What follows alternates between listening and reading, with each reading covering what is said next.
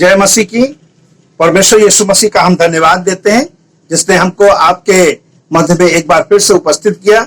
और मैं प्रभु यीशु मसीह का धन्यवाद इस बात के लिए देना चाहता हूं कि जो प्रभु ने हमारे लिए चाहा है हम उसे अपने जीवन में अप्लाई कर सके। हमारा प्रभु यीशु मसीह हमारे लिए उदाहरण है कि वो जैसा कहता था वैसा करता था। इसका मतलब है यीशु मसीह की बात में और यीशु मसीह के काम में बहुत ही समानता पाई जाती थी। मेरे प्यारे भाइयों बहनों, आज मैं आपके मध्य में इस वचन को कहना मांगता हूं। पहला यूहन्ना उसका 3 अध्याय का 18वां पद, वचन और जीभ से ही नहीं पर काम और सत्य से भी हम प्रेम करें। केवल वचन और जीभ से नहीं बल्कि काम और सत्य से भी प्रेम करें। कभी कभी हमारे जीवन में ऐसा होता है कि हमारा वचन कुछ और कहता है, हमारे काम कुछ और बयान करते हैं। हमारे जीवन में यह होने की आवश्यकता है कि मेरे वचन और मेरे कामों में समानता पाई जाए। मेरे प्यारे भाइयों बहनों, इस पृथ्वी पर बहुत सारे ऐसे लोग रहे हैं जिनके वचन और काम में समानता नहीं पाई जाती। मैं आपके मध्य में 2 औरतों को पेश करना चाहता हूं और ये दोनों औरतें एक ही काम से जुड़ी हुई हैं और ये दोनों औरतें वेश्या हैं। और परमेश्वर के वचन में लिखा गया है, एक समय ऐसा आया, ये आपको अगर खोजना चाहे तो मिलेगा, पहला राजा उसके 3 अध्याय के 16 पद से लेकर 28वें पद में। यहां पर सुलेमान राजा के पास 2 औरतें आई और दोनों औरतें वेश्या थी। वो कहने लगी कि हम लोग एक ही घर में रहते थे और इसके बाद हमारे दोनों के एक एक संतान उत्पन्न हुआ, लेकिन जब ये औरत का संतान उत्पन्न हुआ तो ये अपने बच्चे को अपने नीचे दबाकर सो गई और उसका बच्चा मर गया। फिर आज ऐसा होने पाया है कि ये दोनों औरतें एक ही बच्चे के ऊपर से अपना दावा पेश कर रही हैं कि मुझे ये जीवित बच्चा चाहिए। मेरे प्यारे भाइयों बहनों, एक औरत है जो सच बोल रही है और एक औरत है जो झूठ बोल रही है। मैं आज आपको कहना मांगता हूं कि आप शायद अपने जीवन में एक काम से जुड़े हुए हैं, लेकिन आपके काम में और आपकी बात में फर्क नहीं होना चाहिए। आप जैसा बोलते हैं वैसा आपको करने की आवश्यकता है। मेरे प्यारे भाइयों बहनों, जैसा सुलेमान राजा के बारे में सुना गया था कि सुलेमान राजा एक ऐसे राजा हैं जो कि लोगों के लिए आशीष का कारण बनते हैं, न्याय करने वाले राजा हैं। और इनके न्याय की चर्चा सुनकर ही ये 2 औरतें इनके पास आई और लिखा गया है कि उन्होंने 2 न्याय करने के लिए इस काम को किया। उसका कहा बच्चे को 2 टुकड़े कर दिया जाए। जो जीवित बच्चा था उसका मां बोली कि नहीं, बच्चे को मारा ना जाए, लेकिन जिसका बच्चा नहीं था वो कहने लगी कि इसको मार दिया जाए, ना इसका होगा ना मेरा होगा। तो सुलेमान ने न्याय किया। मेरे प्यारे भाइयों बहनों, आपके काम आपके बातों को प्रकट करेंगे। आपके बात और आपके काम प्रकट करेंगे कि आप किसके हैं। मेरे प्यारे भाइयों बहनों, अगर आप चाहते हैं कि आपके जीवन में आपकी बात में और आपके काम में समानता पाई जाए तो आपको एक शख्स का अपने जीवन में आगमन करने की आवश्यकता है। वो शख्स जब आपके जीवन में आ जाएगा तो आपका स्वभाव बदल जाएगा। परमेश्वर के वचन में लिखा गया है फिलिप्पियों 2 अध्याय उसके 5वें पद में, जैसा यीशु मसीह का स्वभाव था वैसा ही स्वभाव तुम अपने अंदर रखो।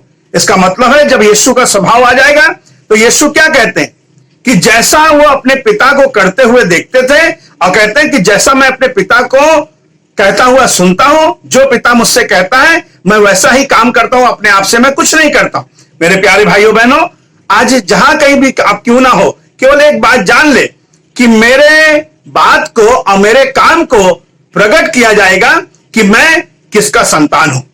अगर आपके काम में और आपकी बात में समानता नहीं पाई जाती तो आपको पता चलेगा कि यह व्यक्ति झूठा है, यह व्यक्ति सच्चा नहीं। जब कभी कहा जाता है कि प्रार्थना करो, हम करने लगते हैं। जब कहते हैं कि हमको उपवास करना तो हम करने लगते हैं। जब कहते हैं कि आराधना करने के लिए जाओ तो हम जाने लगते हैं। लेकिन जब कहा जाता है कि दसवांश दो, परमेश्वर की सहायता करो, परमेश्वर के राज्य के लिए अपने आप को खर्च करो, तो उस समय हमारे हाथ ढीले पड़ जाते हैं। मेरे प्यारे भाइयों बहनों, ऐसा तो नहीं कि आप अपने मुंह से तो बहुत सारी बातें बोलते हैं लेकिन उसे करते नहीं। मेरे प्यारे भाइयों बहनों, कभी कभी आपके जीवन में ऐसा समस्या का सामना करना हुआ होगा, जैसे वचन में लिखा गया है कि मैं एक घर में गया और उस घर में मैंने देखा कि एक व्यक्ति बीमार पड़ा हुआ है और वो व्यक्ति बीमार पड़ा है और मैंने उसे कहा कि तुम चंगे हो जाओ, लेकिन मैं उसको मेडिसिन ना दूं। फिर मैं देखूं किसी घर में कि कोई व्यक्ति भूख से तड़प रहा है और मैं उसे खाना ना दूं और कहूं कि तेरी भूख मिट जाए, तो हम क्या करते हैं कि केवल बातों को बोलते हैं। मेरे प्यारे भाइयों बहनों, खाली आप बातों को बोलने वाले ना हो, लेकिन आप काम को करने वाले हो। हम परमेश्वर के वचन को अपने जीवन में देखते हैं कि यीशु मसीह का स्वभाव हम अपने अंदर धारण करें, और यीशु के स्वभाव में पाप नहीं था। इसका मतलब है यीशु के स्वभाव में कुछ गलत नहीं था, उसका स्वभाव हम अपने अंदर धारण करें। हमारी बात और हमारे काम में समानता पाई जाए। बात और काम, कभी कभी हमारी बातें और काम सकारात्मक भी होते हैं, नकारात्मक भी होते हैं। बहुत दफा कहते हैं कि हमारी बात हां की हां और ना की ना। मेरे प्यारे भाइयों बहनों, आपके जीवन में ये वाली बात प्रकट करेगी कि आप परमेश्वर की संतान हैं या नहीं है।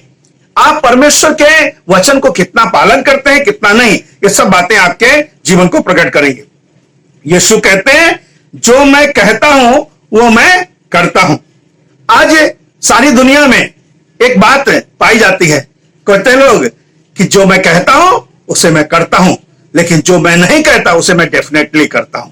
मेरे प्यारे भाइयों बहनों, आज आपको जो कहना है वही करना है, और जो नहीं कहना है उसे नहीं करना है। इसका मतलब है आपका चरित्र कैसा हो, आपके कामों के द्वारा प्रकट करे कि आप कैसे इंसान हैं, आप किसको बिलोंग करते हैं, आप परमेश्वर के हैं या नहीं।